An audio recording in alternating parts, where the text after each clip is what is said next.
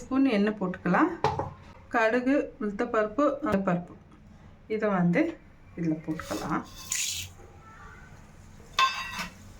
இது வந்து வெங்காயம், பச்சை மிளகாய், இஞ்சி இதில் போட்டுக்கலாம்.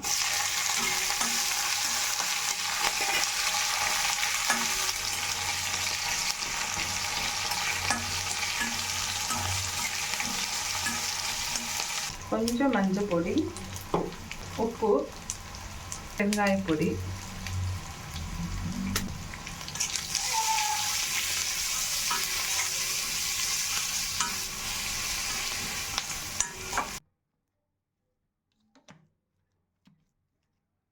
இந்த கிழங்கு வந்து இதில் போட்டுக்கலாம்.